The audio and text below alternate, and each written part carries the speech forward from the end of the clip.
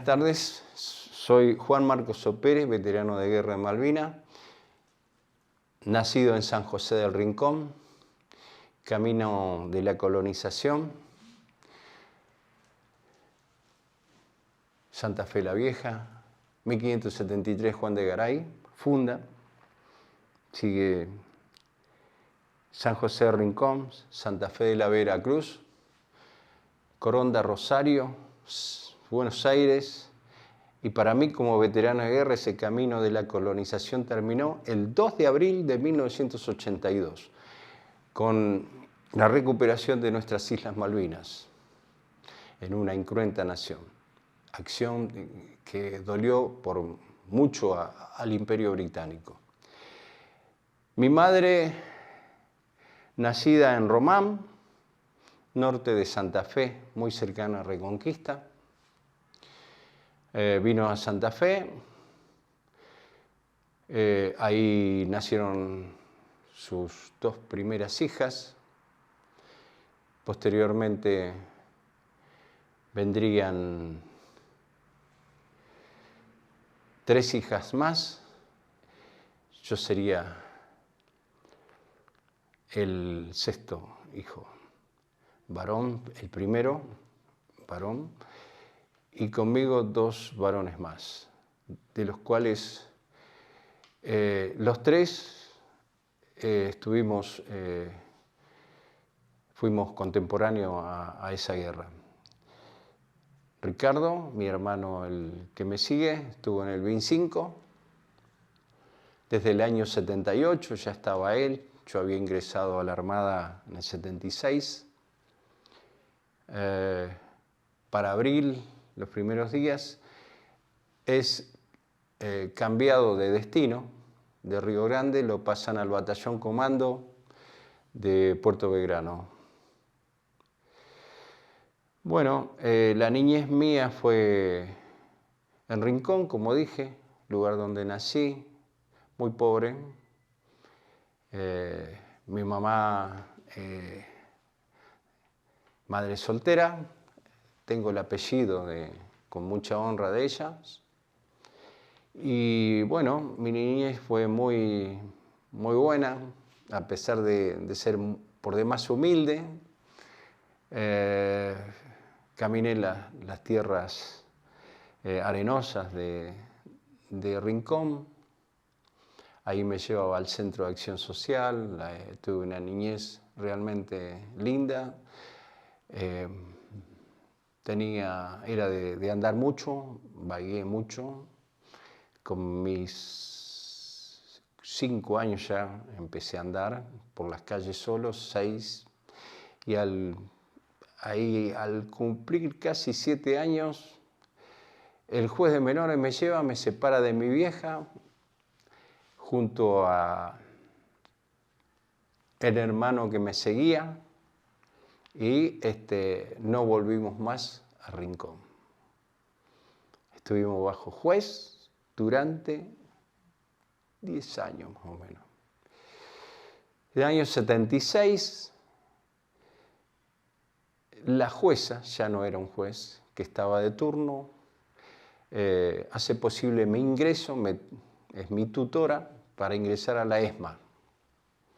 Yo ingreso los primeros días, el 6 de enero del año 76, el 29 de ese mismo mes, me destinan a Mar del Plata. Me dicen, es la ciudad feliz, ustedes van a ser infantes de marina, van a tirarse en paracaídas, van a hacer buzo, van a hacer supervivencia, van a hacer comando, van a hacer, no sé el verso. Llegamos, nos esperó una banda en el faro Punta Mogote, ahí una fanfarria, hicieron pasar al fondo, nos pegaron una milonga de aquella. Usábamos el que tenía. Yo tenía unas zapatillas muy humildes, pero el que tenía zapato con plataforma, pantalón Oxford, lo dejó a medio camino en la primera zarandeada que nos pegaron. 29 de enero del 76. Y bueno, después la Argentina vivió uno de esos tantos percances que nos distanciaron a los argentinos entre hermanos, por aquel siempre protagonista calificado, Reino Unido de Gran Bretaña, que él prologó lo que pasó ese 24 de marzo de ese mismo año. Acá, un golpe de Estado más, que los argentinos tuvimos que vivir. Y acá, si hay algo que es clave, es que tuvo que ver mucho por la postura que tuvo esa presidenta, que fue en ese mismo año, en 76, quien ordenó cañonear la misión Shackleton, hijo, que iba con un buque científico a ver si en Malvinas había petróleo.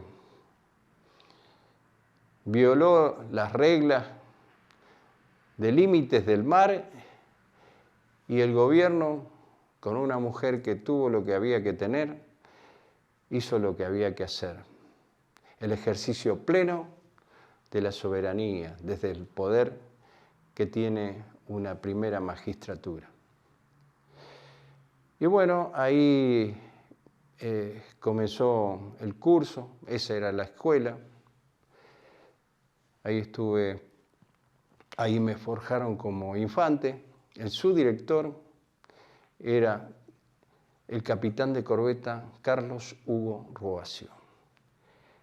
O sea que él a mí me cimentó las bases del hombre que tiene que hacer honor al uniforme.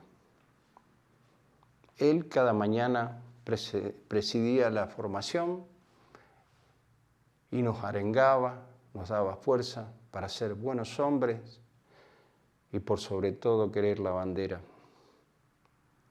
Y eso quedaría demostrado en el 82, cuando fuimos, a mí me toca ir a Malvinas, en la recuperación.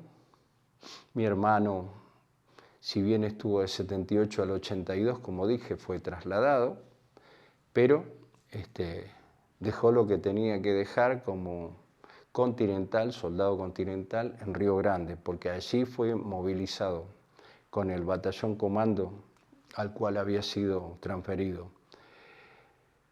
Nosotros somos agradecidos a la Armada porque entramos huérfanos a las instituciones armadas con el sueño de vestir ese uniforme sanmartiniano. Pero nos encontramos, como es de costumbre en este bendito país, que por las influencias externas siempre vivimos como perros y gatos, desangrándonos. Cuando llega el conflicto de Chile en el 78, a mí me mandan como observador aéreo adelantado a cumplir la misión, conformando el batallón de protección del primer objetivo chileno, que era el aeropuerto de Río Grande. Ahí estaban, pues lo veo por primera vez, a los aeromaquis, y habían helicópteros y otras naves, pero sí me quedó que eran flamantes aeromaquis, la versión brasilera. Ya estaban los viejos, que eran los italianos. Bueno, ahí los vi por primera vez, flamantes. Ahí, cuando pregunté, eran aviones para instrucción de pilotos, no eran de combate. En Malvinas serían de reconocimiento. Ahí estuve desde septiembre, fines de septiembre hasta fines de marzo del 79, del 78, septiembre hasta fines de marzo del 79. Pasamos lo que todo aquel que le guste la historia sabe. Casi vamos a la guerra, vino el cardenal Zamoré y paró todo, gracias a Dios, y no nos enfrentamos con los hermanos chilenos. Ellos tendrían un rol muy importante en cuanto a apoyo a los ingleses en el año 82, debido a esas diferencias que teníamos nosotros con ellos, y cuyo árbitro, parece mentira, pero eran los mismos ingleses.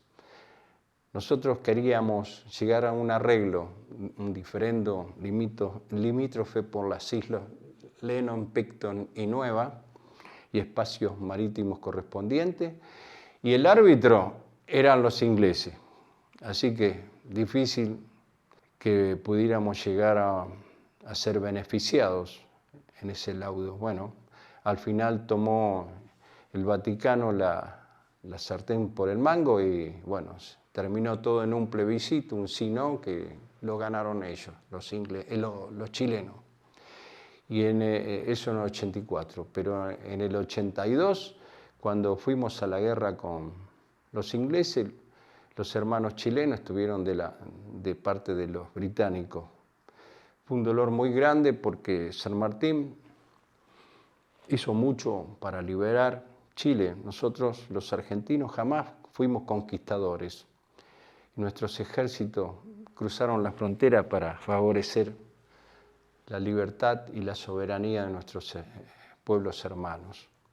Por eso el dolor fue muy grande y todavía, especialmente para los veteranos que sufrimos esa injusticia que fue la respuesta cruenta a lo incruento que fue el 2 de abril, que ya me voy a expresar. Pero bueno, lo cierto es que en el 78, por suerte no fuimos a la guerra con ellos. Río Grande tenía muchísima más gente chilena que argentina. Nosotros salíamos de Franco cada tanto. Nosotros estábamos como observador aéreo adelantado y teníamos 40 días de guardia por unos 10, 15 de Franco, de descanso. Para el caso mío, a veces se extendió un poco más porque había condiciones no propicias debido a la inteligencia y otras cuestiones para dejar el puesto, así que teníamos que permanecer más tiempo. El abastecimiento se hacía vía aérea, no por terrestre, y cuando nos ubicaba el piloto, por ahí no nos ubicaba y pasaba de largo los víveres, así que no era fácil. Malvinas. El 26 de marzo de 1982 comienza lo que se llama alistamiento, pronto a ir a estudiar a la ciudad de Punta Alta. Estaba terminando secundario. Me dicen, no hay Franco, no hay salida, alistamiento general. Tenía en ese momento en la cabeza que era un ejercicio más. Pensábamos que no, ni por las tapas que era lo que iba a ser. Bueno, comienza el alistamiento, sala de arma, orden de llevar 2 cajones de munición 12,7. Imagínense en que era 600 tiros por minuto, una ametralladora impresionante. Era mucha la munición, mucho el peso, y todo eso había que armar, las cintas, y era un ejercicio. Entonces empezamos a pensar que más de uno que había otra cosa, pero mi puesto de combate era Estado Mayor. Nosotros estábamos trabajando normal en la planificación, adiestramientos. Sí, lo notaba de que había sido bastante intenso ese año 81, antes, porque estoy hablando del alistamiento. Nosotros meses antes, nosotros teníamos un adiestramiento físico muy intensivo, tanto es así que habíamos hecho competencias de patrulla, para que tengan una idea, mochilas con 15 kilos de arena, nosotros casco, tengo el casco acá, este es el casco de infante de marina, el común, y con todo el equipo, 10 kilómetros campo traviesa, con esa carga, fusil, el arma orgánica de patrulla es la MAC, con las cajas de munición, real, pesadas, 2 portacargadores completos, munición real, 2 caramañolas cargadas de agua, y con todo ese equipo las competencias eran a full. Aunque parezca mentira esa competencia, los anfibios, que éramos los vehículos anfibios, los cabos de ahí, los marineros que estábamos ahí, habíamos ganado la competencia, hasta los mismos comandos anfibios le habíamos ganado. O sea que teníamos una preparación por demás buena. ¿Cuál era tu unidad de combate dentro de la Infantería de Marina? Batallón de Vehículos Anfibios número 1, escuela. Y le decían escuela, pero en realidad, bueno, era un rejuntado de gente que venía de marinería. ¿Por qué? Porque ahí teníamos los VAR. ¿Qué son los VAR? Unas canoas con ruedas que se desplazan tanto como los anfibios, los BAO, que son a oruga.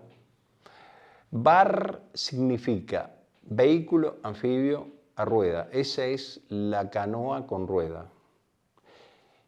Y el otro es BAO, es vehículo anfibio a oruga.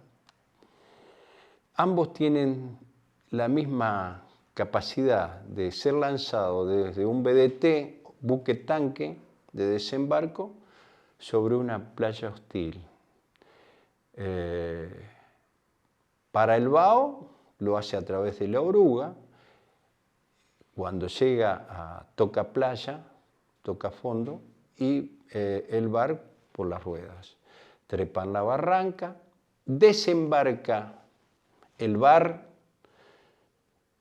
toda la logística, el apoyo, la munición, todo lo que no puede llevar el BAO, que es hermético y donde van 25 hombres pertrechados. En el caso de la Operación Virgen del Rosario del 2 de abril, iban 25 hombres del BIN 2. Nosotros cargamos a la dotación del BIN 2 y la desembarcamos. En la playa hay indicación del comandante, el almirante Carlos Alberto Busser. Nosotros tuvimos que, en la unidad, que alistar 19 vehículos anfibios y 6 VAR. O BAO, 19 y 6 VAR. Tuvimos, había un BAO que estaba fundido. La orden fue que en 48 horas tenía que ser rectificado. Impresionante y destacable la labor que hizo el Departamento de Mantenimiento de BAO. Estaban los mecánicos, había un ingeniero a la cabeza y se pusieron a mano a la obra. Y ese BAO, el 28 de marzo, estamos hablando del 26, cuando se da la orden, empiezan a trabajar. El 28 estaba enfilado para hacer los 13 kilómetros desde la unidad nuestra hasta el muelle, donde estaba el guinche mayor, para embarcarlo en la bodega del San Antonio, al BAO 19. El BAO 19 estaba pinchado, estaba fundido. Y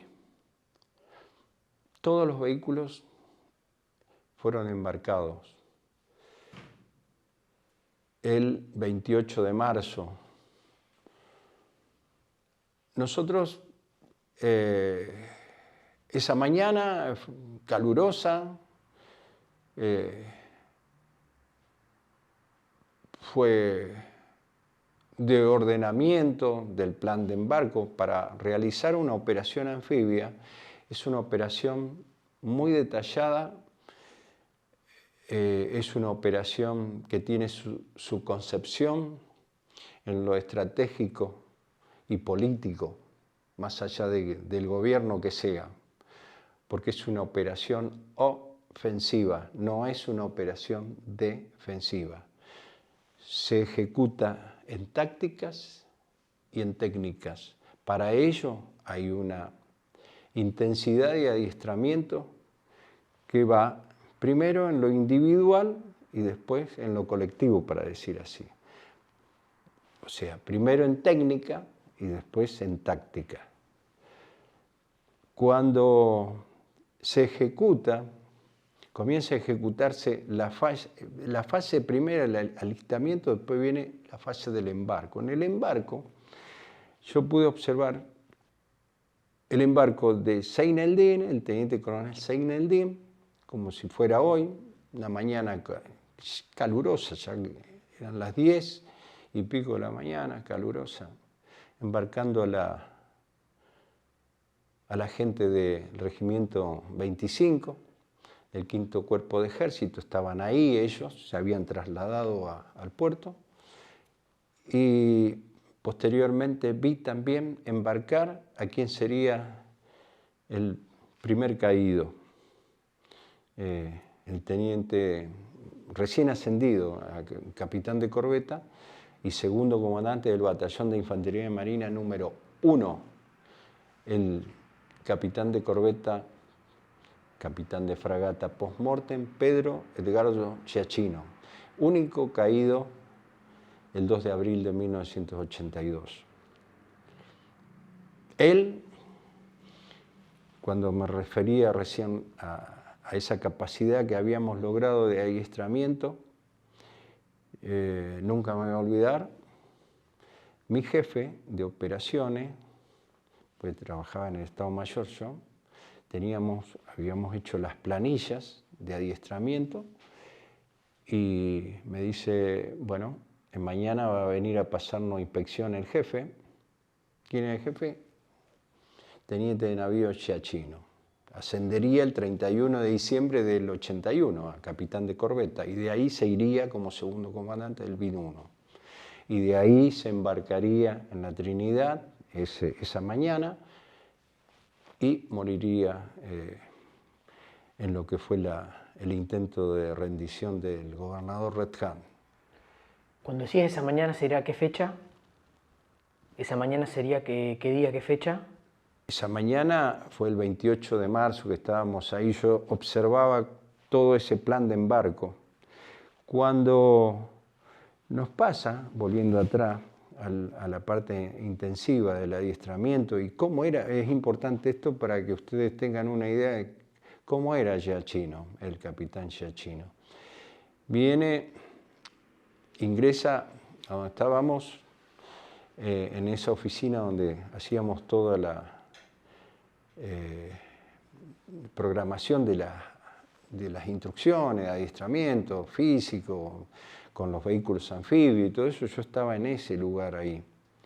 Y dice, bueno, lo primero, dice, planilla de actividades físicas. Mira, nosotros teníamos un programa para tener una guía de alcanzar un óptimo estado físico, eso se llama nivel deseable, nivel aceptable, va así, bueno. Y mira y dice, excelente, dice, son todos Rambo. Y el jefe mío era compadre de él.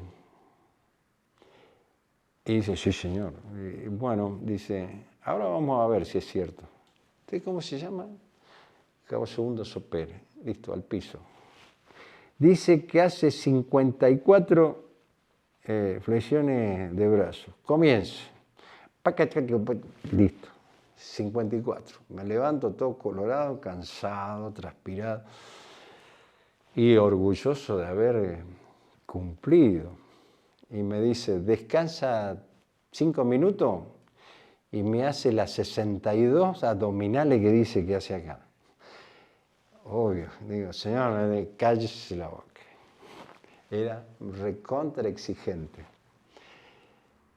No por eso, sino que ya lo conocía, porque a él le tenía que llevar todas las semanas a hacer esos 15 kilómetros para llevarle la planillita de adiestramiento físico de la unidad a él, que era el jefe inmediato superior, que estaba a 15 kilómetros. Y el compadre, que era el teniente que estaba jefe mío, me mandaba y ahí sobre el filo, y le decía, no tengo vehículo. Y bueno, agarra el cisterna. El cisterna iba a 5 kilómetros por hora, no llegaba nunca. Bueno, cuando llegaba el secretario que estaba en la entrada de ahí de la FAPA, decía, Ramírez se llamaba, yo le decía, jefe, se lo dejo a usted a la planillita. Y de allá, decía, ya me estaban esperando. Y se sentía la voz del teniente Giachino, decía, ¿qué mira el cabocho?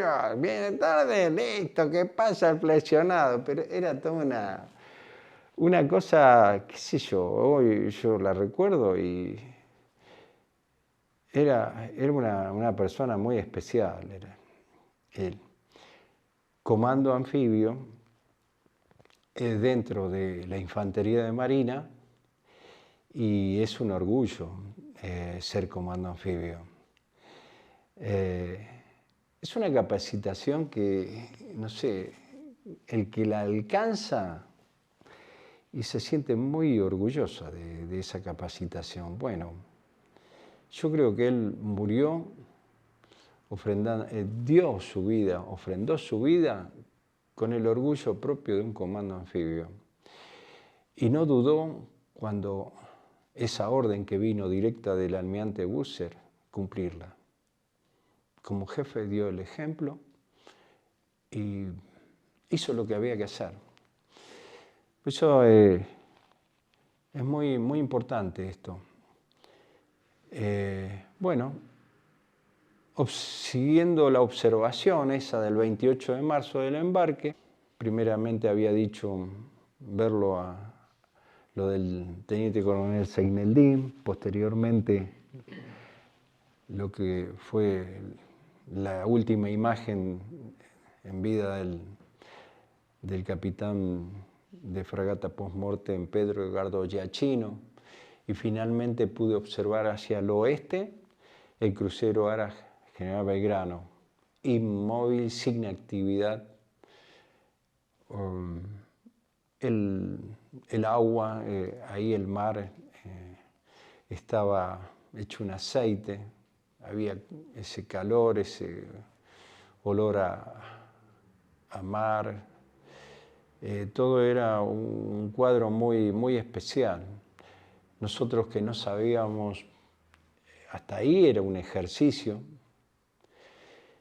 Y bueno, me quedó esa imagen para siempre, la del crucero también, en el mismo lugar de siempre, inmóvil, no había movimiento de carga, de vehículos, de nada, de hombres, nada. El crucero era General Belgrano, tenía entre sus tripulantes un suboficial muy querido por nosotros, que se había ido de pase ese año desde esta unidad de vehículos anfibios.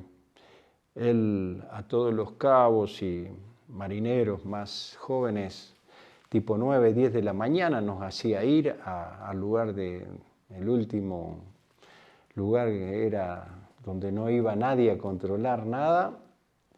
Él ponía un sartén grandísimo y ahí nos íbamos todos a juntar.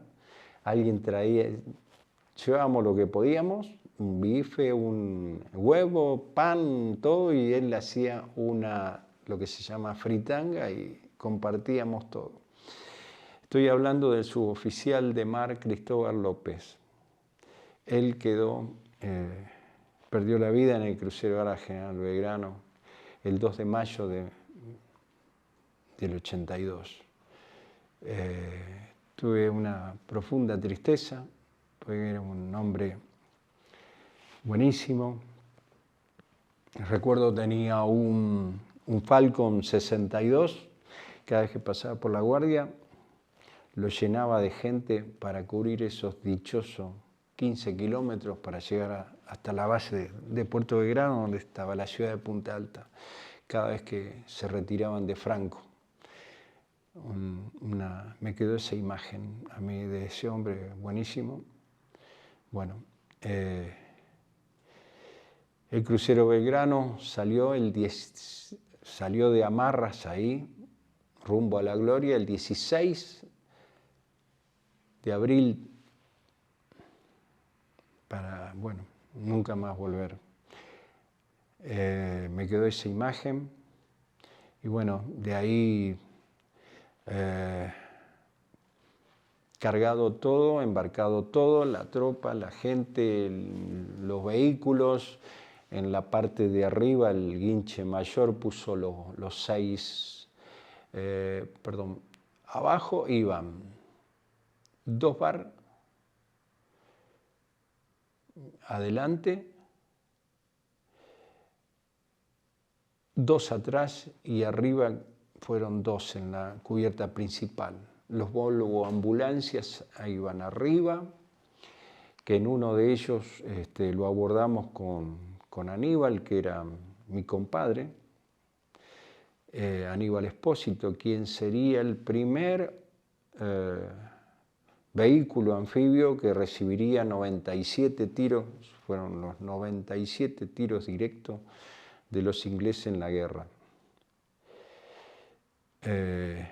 Y le tiraron un cuetazo con un misil antipersonal que por suerte no pegó, porque si no hubiese sido un desastre, porque iba con toda la tropa embarcada todavía. ¿Es el BAO 07? El BAO 07, sí. Yo abordé el BAO 1 como apuntador y me dieron ese rol de combate porque tenía hecho en 3 oportunidades el curso de la estación de armamento de los vehículos anfibios. El primer curso lo había hecho en el 79, después en el 80 y 81. O sea que me dieron para que vaya en el BAO 01 por eso, de esa estación de armamento. En la estación de armamento, BAO, llevé una ametralladora M85, calibre 12,7 milímetros, y la capacidad era impresionante de fuego. Y giraba, tenía sistema eléctrico e hidráulico. La versión era norteamericana de ese vehículo. Habían llegado en el año 72 a la Armada Argentina los VAR y BAO.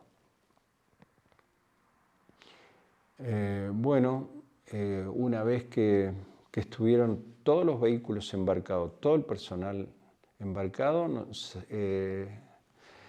soltaron amarra más o menos mediodía o pasado mediodía.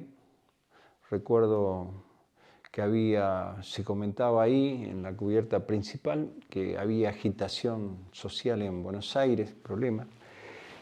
Se insinuaba para dónde íbamos a ir, ya uno tenía mucha confusión. A nosotros nos decían que íbamos a un ejercicio a Punta Buenos Aires, que es hacia el sur. Bueno, hasta que llegamos a la desembocadura, ahí recién tomamos conciencia que iríamos a un ejercicio Punta Buenos Aires. Recuerdo haber hablado con el cabo principal, Tevez, Osvaldo. Él era el secretario del almirante Busser, que estaba en cubierta. Él me había formado a mí también, ni bien llegué de la escuela, una persona excepcional. Y yo le pregunté si íbamos a un ejercicio por la cantidad de gente, material y todo, y se rió y dice, vos siempre dudas, Sopérez, siempre dudas, vos tenés siempre dudas. No, le digo, simplemente que si vamos a un ejercicio y dice, ya está, vamos ahí. Bueno, listo, quedó ahí nomás. Lo que sí ya, cuando yo pregunté eso, ya se había descartado de que íbamos para el norte. O sea, salir de la ría de Bahía Blanca hacia el norte era seña de que íbamos a Buenos Aires y el problema social era en Buenos Aires. Pero igual, ¿a qué íbamos a ir a Buenos Aires con los vehículos anfibios? ¿Hacer un desembarco anfibio íbamos a hacer? No, nosotros íbamos para el sur a otra cosa. Eso es para aquel que es quirúrgico en examinar la historia. Lo que se gestaba el 28 de marzo, ahí en ese día, nada que tenía que ver con lo de Buenos Aires. Los vehículos anfibios no iban a ir a desembarcar. ¿A dónde va a desembarcar en Buenos Aires? Para que quede claro. Bueno, nos vamos para el sur y el mar empezó a encresparse y pasamos Punta Buenos Aires y nada, Golfo San Jorge, se nos movió todo, vomitamos todos los infantes porque nosotros, a los ojos de los avesados y experimentados navales que nos miraban y se reían como nosotros los infantes no acostumbrados a navegar, nos descomponíamos y andábamos como gallina mareada ahí. Pues, y bueno, pasamos Punta Buenos Aires, más al sur, más al sur, más al sur y bueno, llegamos a la altura de Río Gallego y ahí cuando el buque pone proa al este, ahí nos dicen que la misión era Malvinas. El objetivo era Malvinas. Y bueno, llegamos a la zona del objetivo, ya cumpliendo la fase siguiente. La fase del embarco había pasado, toda esta otra fase de una operación anfibia se llama movimiento hacia el objetivo. Podría haber incluido una demostración anfibia, podría haber incluido un ensayo, podría haber incluido que nada de eso se hizo. Se estaba jugando el tema de que la operación no perdiera, no sea velada, o sea, había que mantener el secreto, nadie tenía que enterarse que íbamos para Malvinas, porque es fundamental, porque es muy detallada y es muy riesgosa lo que se juega ahí, y más teniendo presente que hay factores de todo tipo que se juegan ahí. Entonces no se hizo ensayo, no se hizo ninguna demostración anfibia que se pueda haber hecho. Bueno, seguimos. La cuestión que, habiendo tomado hacia el este, siempre cumpliendo esa fase, movimiento hacia el objetivo. Ahí hubo un mar de fondo en donde se pierde un helicóptero y se tiene que acomodar el desarrollo de lo que iba a ser después en el tema movimiento buque a costa, que después viene esa fase, después del movimiento hacia el objetivo, se llega a la zona del objetivo, es una fase en sí de la operación anfibia, y de ahí la fase siguiente es movimiento buque a costa. El helicóptero que se pierde en el Golfo de San Jorge, con ese movimiento, tiene que cumplir la misión de desembarcar el grupo del teniente coronel Seineldin, que tenía asignada la tarea de rendir a Red Hand.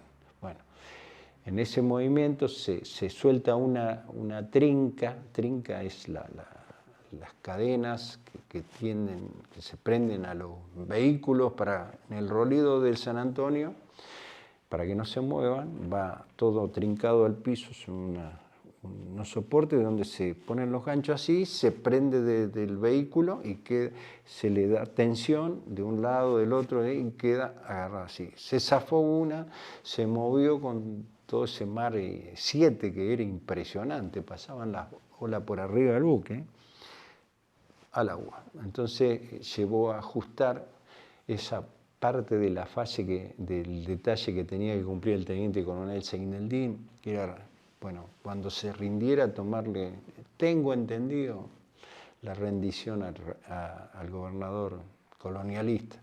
Pues esa fase la tenía que cumplir el ejército, la fuerza más antigua, que en definitiva la cumplió el almirante Busser. Nosotros, cuando llegamos a la zona del objetivo, ahí hubo un apresto y ahí es donde se nos da la arenga. El almirante Busser nos da la arenga y quien, entre otras cosas, diría el destino ha querido que seamos nosotros los encargados de reparar estos casi 150 años de usurpación. En las islas ustedes van a encontrar una población a la que hay que proteger conforme a que tienen que ser tomados como argentinos, porque es suelo argentino. Y de la misma manera que lo son los habitantes que están en el resto de la nación, ellos tienen que ser protegidos. Ustedes preservarán la vida de mujeres, niños, ancianos, no entrarán a ninguna propiedad privada. Y después dijo, mañana ustedes serán los vencedores, mañana mostraremos al mundo una fuerza valerosa en la guerra y generosa en la victoria. Estaba anunciando que íbamos a tener lo que fue en realidad, una victoria de razón y justicia que le dolió en lo más profundo al Reino Unido de Gran Bretaña.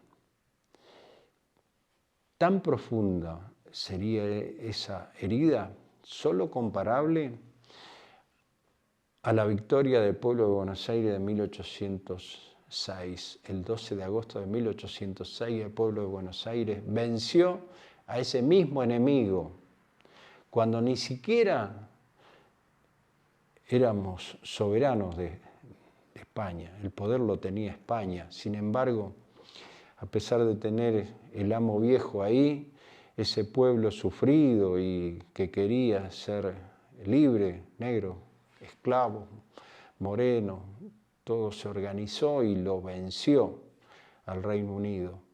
Esa misma herida que tuvieron los ingleses en esa epopeya, el 2 de abril se repite. Y el pueblo argentino una vez más festejó en cada plaza lo que pasó ahí. Por eso esa arenga del almirante Busser es clave, porque nos dio ese ánimo, esa idea, esa convicción de decir que estábamos ahí para cumplir lo que realmente persigue la dignidad de la persona humana, es vivir en armonía en este mundo y aferrarse a esas buenas voluntades que tienen organismos como las Naciones Unidas. Ahí se hizo carne lo de las resoluciones 1514 de la Asamblea 15 de las Naciones Unidas, de su Comité de Descolonización, y la 2065 del mismo organismo, que instaba la primera a que el colonialismo no exista más, no tenía razón de ser en este mundo. Y las potencias que tenían enclave debían denunciarlas. Y la 2065 lo que decía era que ver la forma en cómo y dónde y cuándo iba a entregar, a devolver las islas a la Argentina. Y el tema de la autodeterminación de los pueblos y todo eso que por ahí condicionaron hasta el día de hoy ellos, bueno, había que verla, pero después lo cierto era que era marcado de que ellos tenían que devolver las islas y esa arenga nos daba a nosotros la idea de que los ingleses no nos iban a devolver nunca las islas. Por eso se hizo el 2 de abril, se ajustó. Yo, esto es una cosa muy personal, entiendo de que fue una victoria de razón y justicia, primero porque fue incruento. En Malvinas no matamos a ningún habitante de las islas, a ningún soldado, ni ningún funcionario. Todo sin un rasguño, se lo invitó a quedarse inclusive. Porque nuestra Constitución, más allá del gobierno de facto, problema interno de la Argentina, fue clave. Estaba cumpliendo la Constitución en el sentido de que el suelo argentino puede ser habitado por todo ciudadano que quiera. Y el que no quería se podía ir, y así fue que ellos determinaron irse. Bueno, las autoridades sí fueron desalojadas, que esa fue la premisa de la arenga del almirante Busser. Y terminó diciendo, digan conmigo, viva la patria. Esa arenga fue muy, muy importante, porque nos dio fuerza para esa vigilia que fue posterior a una misa, esa noche del 1, a la hora 21, habían desembarcado el primer kayak, embarcación guía, para ir a señalar los puntos donde tenían que llegar los comandos, el grueso de los comandos anfibios, que el trabajo de ellos era tomar los objetivos vitales más importantes de ahí en la zona de las playas asignadas para desembarcar los vehículos anfibios, el batallón de desembarco, cuyo núcleo era el batallón de Infantería Marina número 2. Y bueno, a las 21:15 más o menos por ahí se largó el grueso de los comandos anfibios en los distintos botes, numerales y demás. Bueno, y ellos comenzaron a señalar lo que sería esa operación de movimiento buque a costa, la otra fase de la operación. Ya estando en la zona de objetivo, ellos se adelantan y cumplen por un lado los buzos con el submarino por el lado posterior de la isla, una operación en pinzas. La primer pinza la tenían que hacer los comandos, dirigiéndose a Moby Brook por un camino predeterminado que se obstruye por algas y demás elementos propios del mar, y llegan igual, cumplen el objetivo, llegan al destacamento de los Marines, y de ahí, bueno, por el otro extremo del submarino Santa Fe, otros grupos, entre ellos está el de Giachino, y bueno, cada uno va cumpliendo en esa parte posterior lo que sería una parte de esa pinza, y la otra se largó aproximadamente a nosotros nos hacen diana. No es que estuvimos esa vigilia, nadie durmió, estábamos todos ahí despiertos. Hubo una tensa vigilia, yo diría. Recuerdo haber ido a los camarotes de aquellos suboficiales, cabos, que eran padres de familia, y puedo asegurar que no era la misma situación o el clima que se vivía en esos shows donde estaban los cabos, los conscriptos, que estábamos juntos, era distinto. Era un ambiente muy, muy, muy tenso. Bueno, la cuestión que cuando se ordena embarcar las embarcaciones de transbordo, o sea, los vehículos anfibios que estaban en la bodega, de los dormitorios que tenía el buque de desembarco, saltamos cada uno a su puesto de combate. Cuenta regresiva, media hora, 15 minutos, 10 minutos, 1 minuto, 30 segundos, 29, 28, 27, 26, los motores en un ambiente lleno de humo. Imagínense,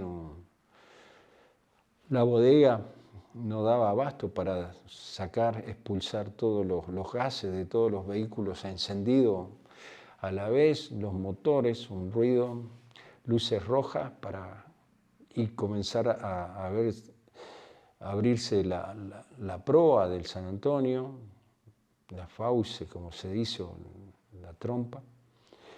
Cae la rampa de la parte y bueno, 10, 9, 8, 7, 6, viva la patria, y bueno, empiezan a moverse los vehículos, los bar, que son las guías primero, adelante, que son los que van a señalar la zona de orbitaje, y comienza el de movimiento buque a costa, cuando son todos desembarcados, todos los vehículos anfibios, ya con la tropa embarcada. Recuerdo, bueno, ahí no, ni bien desembarcamos, no, sino en el movimiento después, porque se hace entre las dos embarcaciones guías, son los bar. Es una línea imaginaria donde van orbitando a medida que van bajando todos los vehículos, dan vuelta, y a la voz determinada se forma una ola, y cuando se dice hora H, larga la primera ola, y así después la segunda, se arma la segunda y así.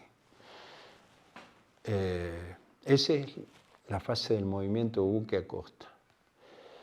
La primera real de mi vida y de todos los que estábamos ahí.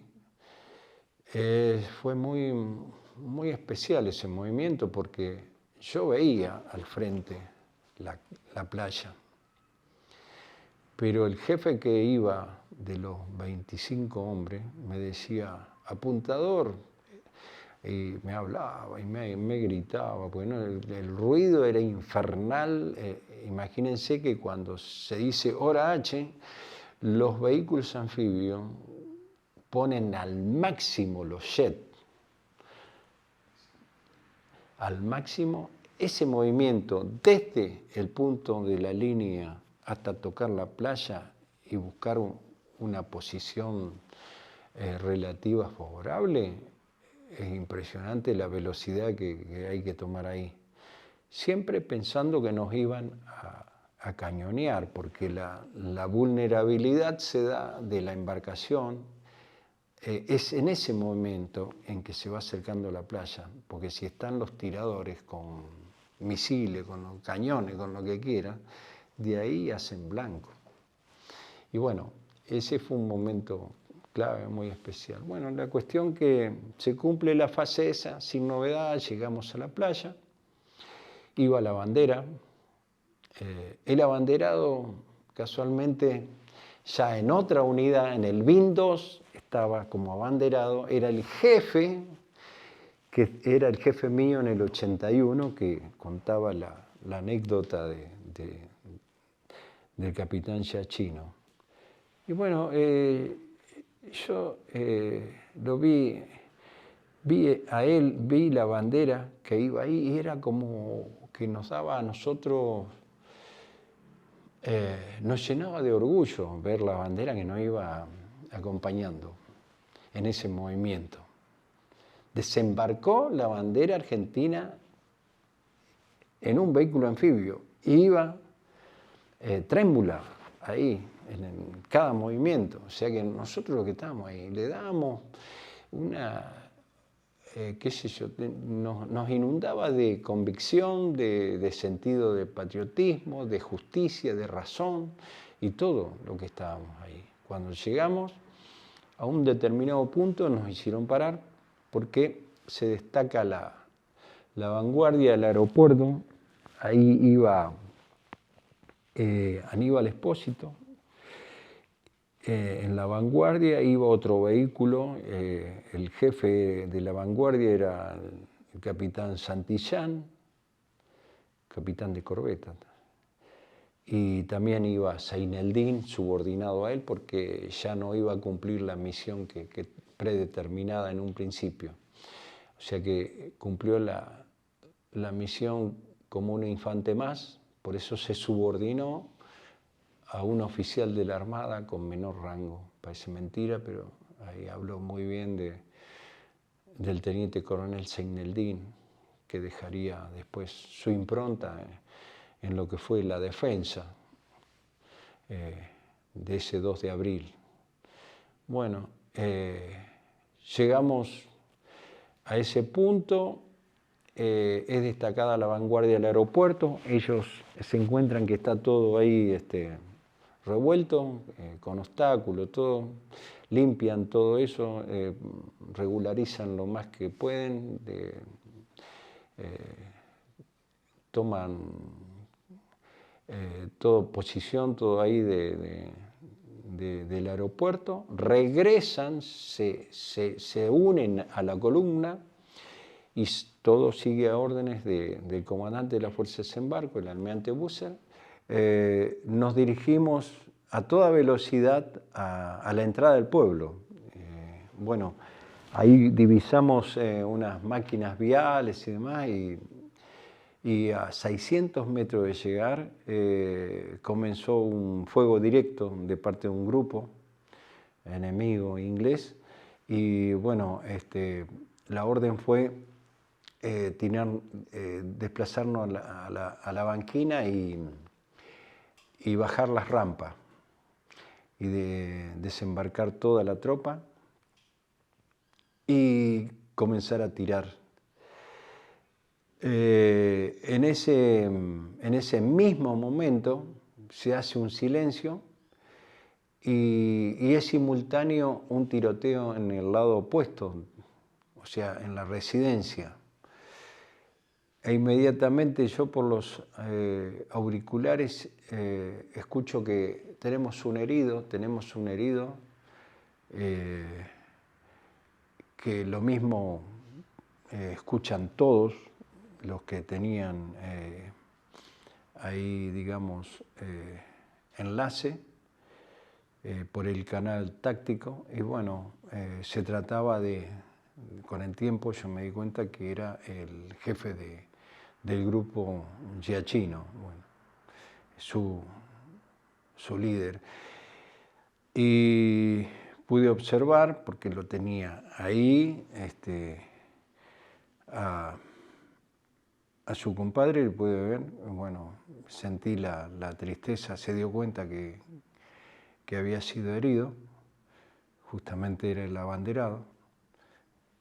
Bueno, hubo un impas y después el almirante ordenó que los vehículos sin la tropa embarcada, a toda máquina nos dirigiéramos a apoyar a ese grupo, a la residencia del gobernador.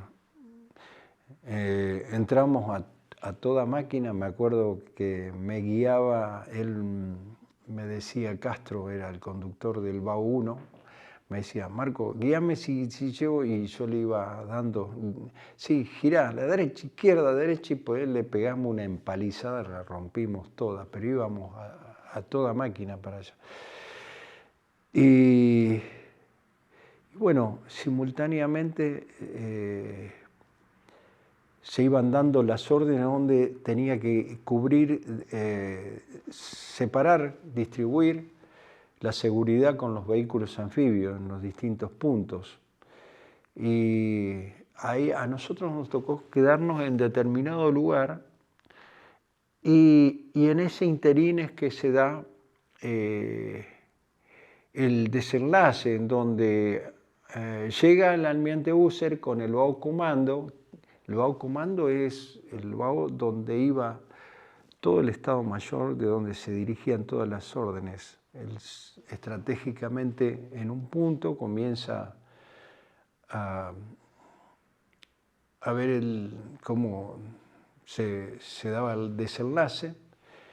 Sale una bandera blanca, adentro de la residencia hay una situación límite, con el capitán Giachino herido, con Urbina herido, con el teniente García Quiroga herido y otros comandos que estaban siendo golpeados por los ingleses. No se sabía quién se había rendido, quién no, estaba todo en una confusión. Y hay una bandera blanca que aparece. A todo esto irrumpe el almirante Busser con una agenda bajo el brazo, no con un fusil. Yo esa mañana no lo vi en toda la mañana con un armamento al comandante de las fuerzas de desembarco, almirante Carlos Alberto Busser. Solamente lo vi con una agenda y supervisando que se cumpliera su arenga, que sea todo incruento, que se ajustara a derecho y a la justicia que merecíamos esa recuperación. Entró y dijo, basta. Y con un basta se terminó. Claro, entró sin un armamento, con una agenda. Hasta los mismos ingleses quedaron impresionados. Y así fue. Pero bueno, lo demás son detalles. Puede ser que yo ignore algún detalle, pero así de claro, observen cada una de las fotos de esa mañana del almirante Busser y lo van a ver con una agenda permanente y preocupado, dando órdenes, hablando con los jefes para que todo se cumpliera conforme a la razón y justicia que tenía esa fuerza como él la había calificado, una fuerza argentina, valerosa en la guerra y generosa en la victoria, pero esa victoria incruenta, sin hacer ningún daño a nadie. Bueno, posteriormente pone la actitud del almirante, el gobernador Red Hahn al almirante Busser, es inmediatamente atendido, llevado, había pasado mucho tiempo, yo creo que más de 45 minutos, más. La herida había sido en la femoral, una zona muy complicada. Y bueno, había una cirujana inglesa que hizo todo lo posible para que no muriera él. Pero era mucha la sangre que había perdido y sí pudo hablar con un compañero, capitán Giachino. Entiendo que fue lo último que habló fue recomendar el cuidado de sus hijas y su esposa a un compañero. Bueno, después siguió, hubo que buscar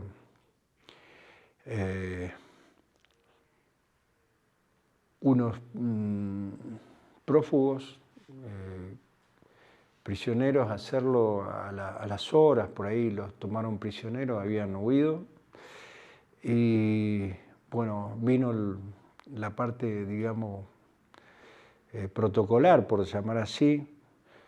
No hizo ningún tipo de saludo el ex gobernador Reján, ni dar la mano, ni nada. Simplemente pidió cumplir el, digamos, protocolo real, cambiarse con su uniforme real, sombrero de plumas, subirse al Rolls Royce, la familia, valijas, en un bar subir a todos los ingleses, los soldados, y sin un rasguño salieron hacia el aeropuerto, embarcados, y de ahí a Carrasco, Uruguay, y de ahí a Londres. Nosotros quedamos en las islas en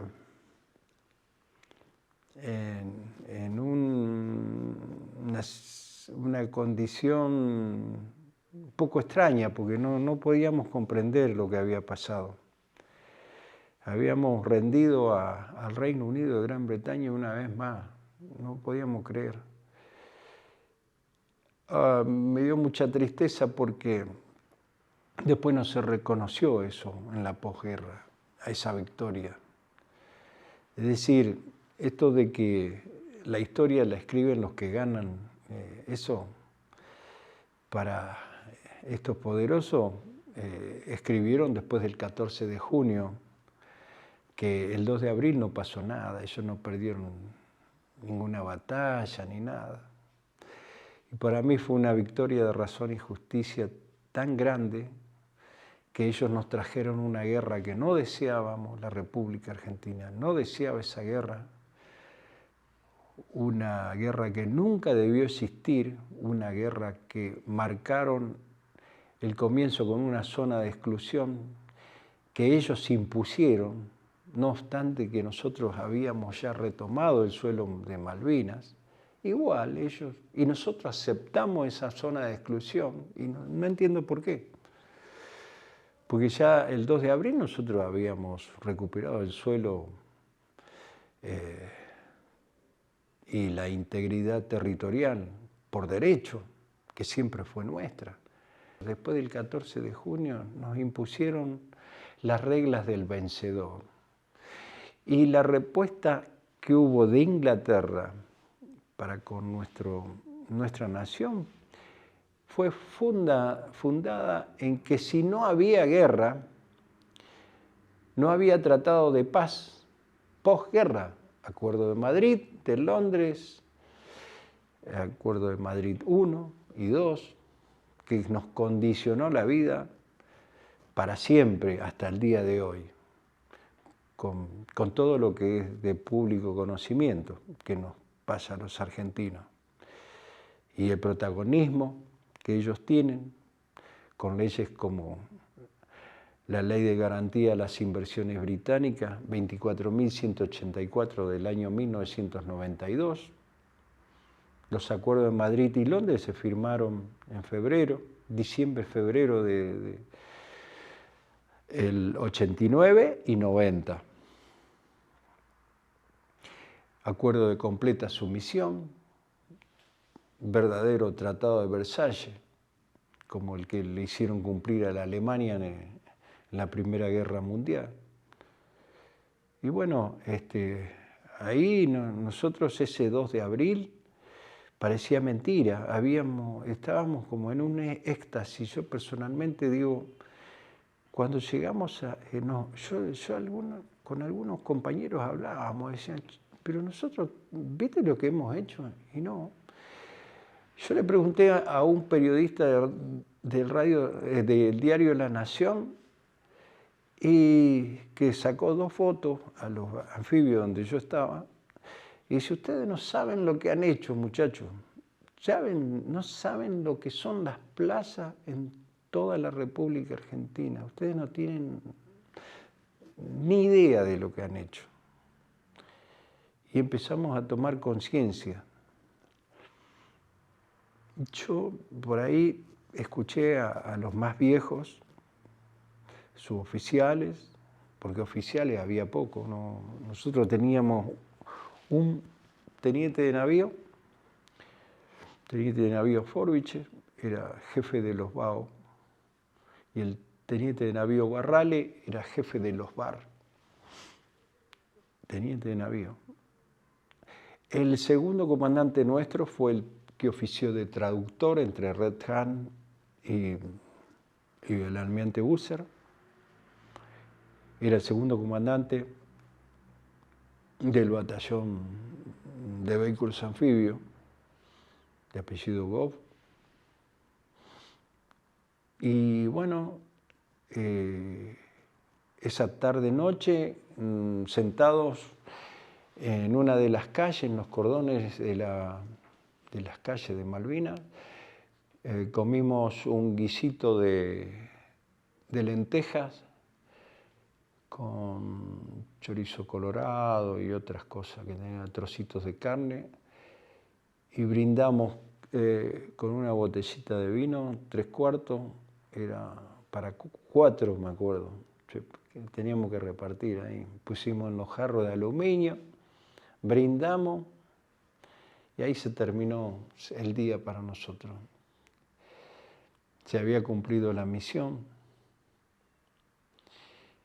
Habíamos cerrado la historia que había comenzado el 3 de enero de 1833, una usurpación violenta sobre el asentamiento de Malvinas que había comenzado el 10 de junio de 1829 con Bernet. Había llevado habitantes de nuestro suelo. Después, al ser expulsados todos los habitantes ese día, ellos impusieron,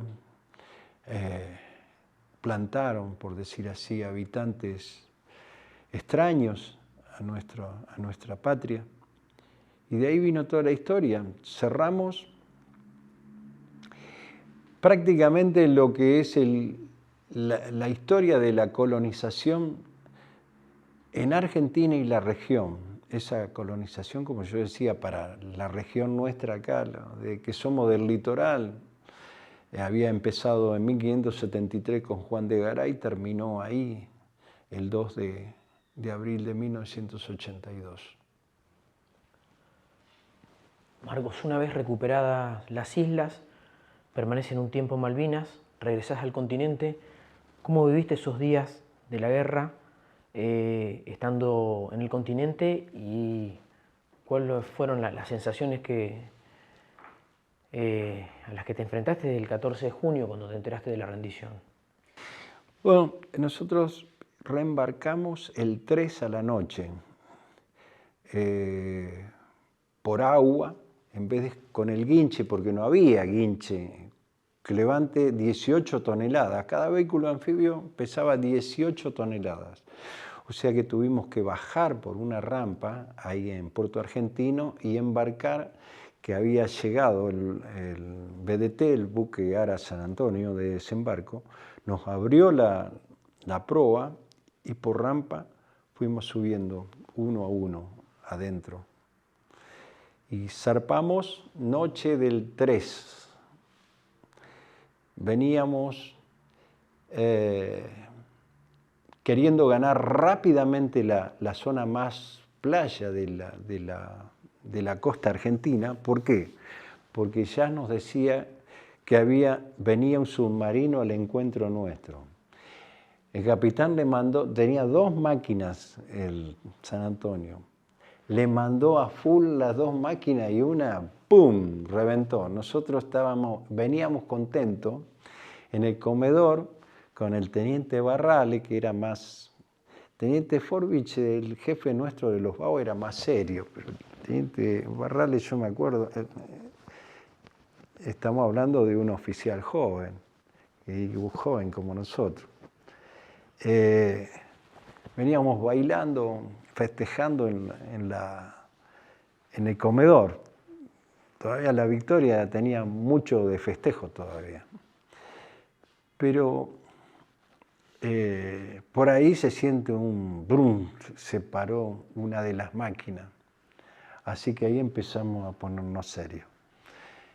Pero por suerte pudimos ganar la zona más playa de la costa y de ahí dirigirnos arriba y llegar a Puerto Belgrano. En realidad, antes de llegar a Puerto Belgrano, 15 kilómetros antes, que era donde estaba nuestra unidad, sobre el litoral marítimo ahí de la entrada de la ría de Bahía Blanca, abre nuevamente la FAUCE, la proa, y nos lanza a todos los vehículos, y de ahí nos fuimos, ganamos la playa y entramos en nuestra unidad. Cuando llegamos a la playa, nos estaban esperando los compañeros, nos habían hecho una fila de un lado y del otro, y uno a uno veníamos en fila india, los vehículos anfibios, y era impresionante. Ese fue el recibimiento por la victoria en Malvinas. Fuimos atrás donde estaban los hangares, nos hicieron colocar todos los vehículos alineados. Vino el capitán de fragata Casaniga, que era nuestro comandante, y uno a uno nos saludó por la victoria en Malvinas, haber recuperado Malvinas. Por eso esa unidad, mucho orgullo tiene para la historia. En los vehículos anfibios trajimos el material capturado, entre ellos me acuerdo que trajimos banderas, pero lo más preciado fue el bastón de mando de Red Hand y de los anteriores. Era un pompón así que yo, el teniente... Sí. Red Hand era el gobernador. Sí, el británico. Era una bocha así, que tenía como un encloche para meter el bastón. Pero yo cuando lo tomo, que estaba entre todo el material, estaba tirado ahí. Y yo levanté lo que era para mí más importante, que dije, bueno, cartas náuticas, todo eso, que era lo que yo más trabajaba era con eso. Entonces dije, esto va a ser de utilidad, empecé a levantar cartas, todo eso, rollos así, había fusiles de subcalibre, porque ellos tenían tiro al blanco de salón, toda una pila de todo ahí, todo desordenado, todo así nomás estaba. Se ve que ellos hicieron un alistamiento. Bueno, después de tomarlo a eso, lo veo y digo, ¿y esto qué? Pero hoy está todo cromado eso, pero yo cuando lo tomé era todo de bronce. Y tenía, yo me daba cuenta de que algo de eso era, pero hoy día se lo ve en el museo, que es finalmente donde lo llevamos, porque eso quedó ahí. Pero yo no me olvido que cuando lo levanté vino un camarada y me dice, no, esto no. Y yo le digo, che, esto me parece. Y dice, no, mira, esto es para esto. ¡Pum! Digo yo, no, esto lo llevo. Yo lo traje. Parecía, no sé, algo que era para tirarlo, descartarlo. Pero bueno, esa mañana después del saludo del comandante, nos ordenan llevar todo el material capturado, banderas, todo eso, al Museo de la Infantería de Marina. Bueno, y ahí es donde yo lo deposité y dije, y un oficial dijo, este es el bastón, parte del bastón de mando. Hoy día se le colocó digamos, la parte el bastón propiamente dicho, y está en una vitrina ahí, que es una belleza, solo comparable a los trofeos de la primera victoria del 12 de agosto de 1806, donde están los sangrientos estandartes británicos, banderas y demás, que nos deben orgullecer a los argentinos, porque ahí participó Belgrano, Güemes siendo un adolescente, y muchos próceres que nos legaron ese camino tan glorioso que hemos tenido los argentinos y que se repitió en Malvinas, no solamente con la recuperación incruenta, sino por la defensa gloriosa, heroica que tuvieron los camaradas, que le tocó la parte más gloriosa, digamos, de cumplir. Por eso soy un agradecido, pero también por eso voy a las escuelas y digo las cosas que hay que decir. Y es muy doloroso la respuesta británica. La respuesta al 2 de abril de 1982 fue el hundimiento del crucero Ara General Belgrano. Con ello nos llevaban a la guerra. ¿Y por qué digo eso? Porque hubo una moción en ese momento que era clave, que podía haber parado toda esa locura que vino posteriormente, como esa arremetida violenta, desmedida, que persiguen a aquellas naciones poderosas del mundo, que violan las reglas más elementales de convivencia, como son las disposiciones de las Naciones Unidas, y su carta fundacional, el espíritu de su carta fundacional, cuál es la de que nunca más debe haber acciones colonialistas que lo que persiguen es apropiarse de la geografía en el mundo para posteriormente avanzar en el objetivo final, que es apoderarse de los recursos naturales. En definitiva, Malvinas es eso. Por eso ese 2 de abril me quedó claro que fue una victoria, y la respuesta a esa victoria fue la de esperar. Con el hundimiento del crucero Belgrano nos llevaron a una guerra que ellos sabían que era ganada y que perseguían el objetivo final de los acuerdos posguerra, que sumían geográficamente y económicamente nuevamente a nuestra patria.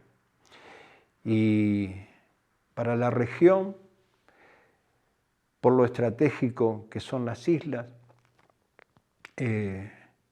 iba a significar lo que hoy significa, una espada de Damocles direccionada de tal forma estratégicamente que solamente vamos a poder vencerla si nos mancomunamos y hacemos lo que tuvieron que hacer los 649 compañeros que dieron su vida durante la recuperación y defensa. El día 3, soldados del Batallón de Infantería Marina número 1, del jefe que cayera en Malvinas, el 2 de abril, el capitán Giacchino, daban su vida en Georgia. Los dos soldados siguientes eran también del Batallón 1. El primero, más allá de ser comando anfibio, era segundo comandante del Batallón de Infantería Marina número 1. Y los dos siguientes efectivos fueron del mismo batallón en Georgia, donde en una operación de helitransporte perdieron la vida. Hay un párrafo que digo nunca olvidar. 53 santafesinos fueron protagonistas, dieron su vida. El grueso de los que allí estuvieron en Malvinas fueron del interior y mayormente correntinos. Y yo quiero agradecer a todos esos que lucharon para defender lo que hizo ese grupo que estuvo el 2 de abril en Malvinas, ajustando a derecho la situación colonial y que sepan que siempre en cada uno de esos hombres que quedamos vivos todavía, que estuvieron el 2 de abril en Malvinas, siempre perdurará esa entrega que tuvieron al defender lo que el 2 de abril hizo nuestro pueblo, con la representatividad que le dimos nosotros ahí, junto a la bandera de Belgrano, junto al himno, porque ahí se cantó el himno. Cuando se izó esa bandera que fue trémula en el vehículo anfibio, en los jardines de la Casa de Gobierno, hubo una cosa que fue muy, muy fuerte. Se cantó el himno y posteriormente en la radio fue el tango El Choclo, después de leerse el comunicado oficial de restitución, reivindicación del suelo malvinero, se difundió la primera canción que fue el tango El Choclo. Hasta ahí. Bien, Marcos, sabemos que tenés una actividad muy intensa en materia educativa, que sos un gran difusor de la causa Malvinas como veterano, y que llevan adelante la entrega de medallas en las escuelas. Contanos también cómo es esa experiencia, y bueno, cómo sos recibido también en las instituciones educativas cuando vas con esta propuesta malvinizadora. Sí, bueno, lo de las medallas fue, los chicos varias veces me habían preguntado qué significaban estas distinciones. La del Congreso de la Nación es por haber estado en Malvinas, esta es de la Armada por haber estado en Malvinas, y esta por haber cumplido misiones de paz. Y cuando los chicos en las escuelas me dicen, ¿cómo? Y esta misión de paz como la Naciones Unidas, y por los acuerdos de Madrid y de Londres, nosotros llegamos a tener, digamos, injerencia en las misiones de paz. El gobierno del 89-90, que comenzó, tuvo influencias para ir con nuestros ejércitos a cumplir misiones de paz de la mano de los que están en Malvinas, los ingleses. Ellos son nuestros comandantes en las misiones de paz. Entonces los chicos me dicen, ¿cómo? Nuestro Congreso distingue por la guerra de Malvinas contra los ingleses y al mundo vamos de la mano por misión de paz, dice. ¿Cómo es esto? Y sí, así somos los argentinos. Entonces a mí se me ocurrió hacer con el mundo, que está dibujadito acá, los meridianos, los paralelos. Acá hay un mundo, le puse las Islas Malvinas, de acá de la medalla, que la distinción argentina, se la puse acá. Y esta es creamos una medallita para los chicos abanderados y escolta de las escuelas. Y bueno, y decirle la verdad a los chicos, hay que seguir la lucha. Y ustedes tienen que ser los protagonistas de esa lucha, que nosotros no pudimos concluir, porque Malvinas está en manos inglesas. Y hay acuerdos firmados con los ingleses, acuerdos históricos, como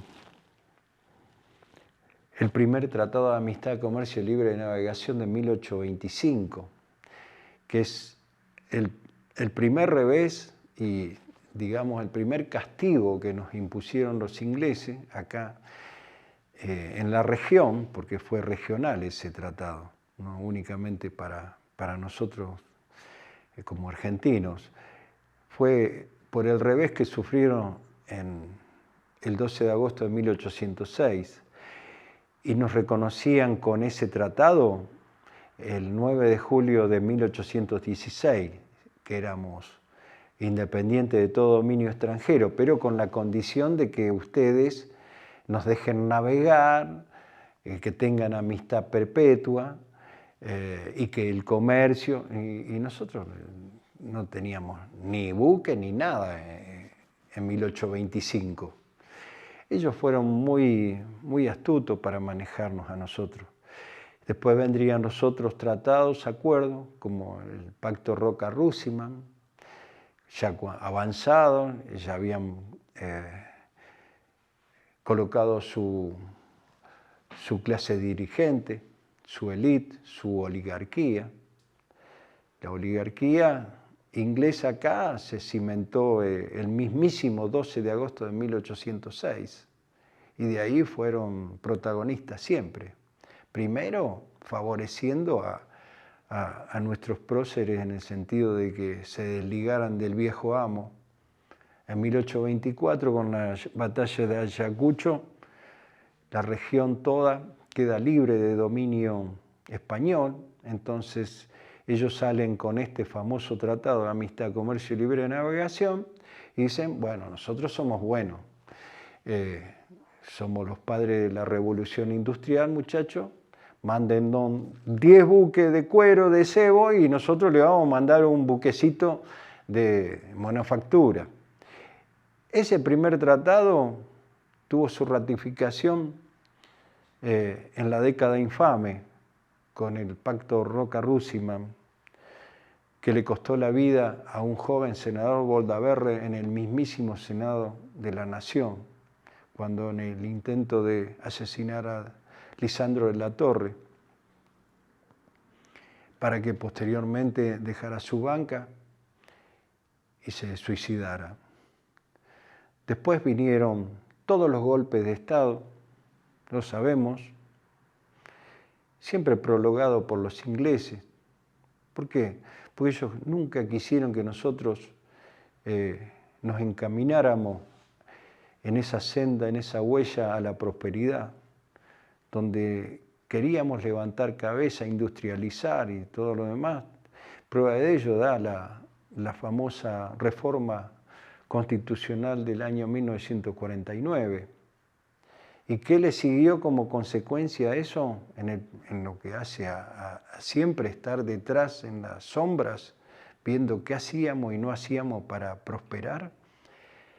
Y bueno, de ahí nos dirigimos al golpe del 55, que tanto le dolió a la memoria argentina. Siempre esa oligarquía, siempre todo ese manejo. En el 49, con esa reforma, nosotros habíamos nacionalizado la banca. Las libras eran las reservas del Banco Central. Se cambia por peso. Ahí se crea la Marina Mercante. Salíamos a todos lados del mundo. Se le da los derechos al obrero. Se marca las horas de trabajo, YPF, ICF, Junta Nacional de Grano, todo eso es una realidad, el control efectivo de la soberanía, el ejercicio de la soberanía desde el poder que nos da nuestra Constitución. Ese DNI que nació el 9 de julio de 1816, esa organización interna, esa Constitución de 1853, imperfecta, sí, digamos imperfecta, pero Constitución al fin. Ellos siempre tuvieron injerencia para desunirnos. Por eso lo que nos pasó después, en lo sucesivo, al 55, tantos golpes de Estado y todo, ellos estuvieron siempre detrás. El 76, por sobre todo, ellos prolongaron ese golpe. Pero a nosotros no, nos dijeron que ellos no tuvieron nada que ver. Un problema de nosotros, no, ellos. Por eso yo lo digo con el dolor que siente un soldado que estuvo el 2 de abril en Malvinas, que no herimos ni matamos a nadie, y la respuesta fue la que de público conocimiento.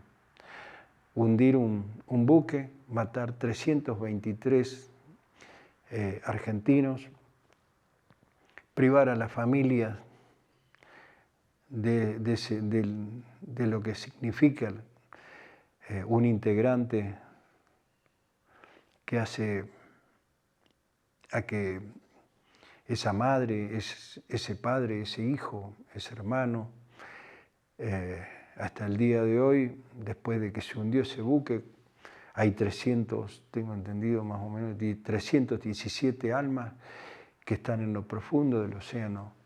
No están ni siquiera en Darwin, en un cementerio que tiene la cruz, que tiene su ADN, que tiene su identidad. Esto está entre los restos del crucero Ara General Belgrano, ese número, esa entrega tan significativo para la historia nuestra y que poco se habla, más allá de que se lo recuerda, que hay, pero yo creo que tiene mucha fuerza todavía fuerza significativa para que sirva como argumento de reclamo a ese poder británico que diga de una vez por todas que las Malvinas son argentinas, que ellos lo digan. Porque nosotros le dimos de comer durante mucho tiempo al Reino Unido de Gran Bretaña. No es problema nuestro que sean mentores de la revolución industrial y que tengan que ir a buscar materia prima a todos lados del mundo.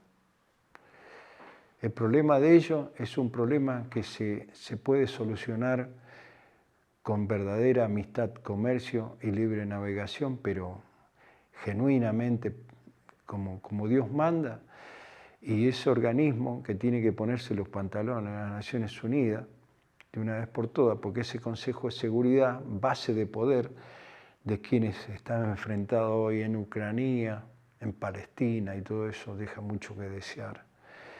Y si queremos buscarle el sentido de la dignidad humana, será por eso. Por eso yo quiero cerrar esto diciendo que el colonialismo es intrínsecamente perverso, enemigo que no cree en Dios y para quien la dignidad de la persona humana es un simple argumento dialéctico. Reivindicar Malvinas es reivindicar el 12 de agosto de 1806, donde Liniers organizó esos grupos sociales que tenía el Río de la Plata, negros, que habían sido arrancados del África, hacinados en un buque cruzado el Atlántico y vendidos como mercancía, madre, hijo, esposo, todo, en cada uno de los puertos de América. Muchísimas gracias. Gracias, Marco, por tu tiempo y por hacernos conocer ese capítulo glorioso de nuestra historia. Gracias a usted.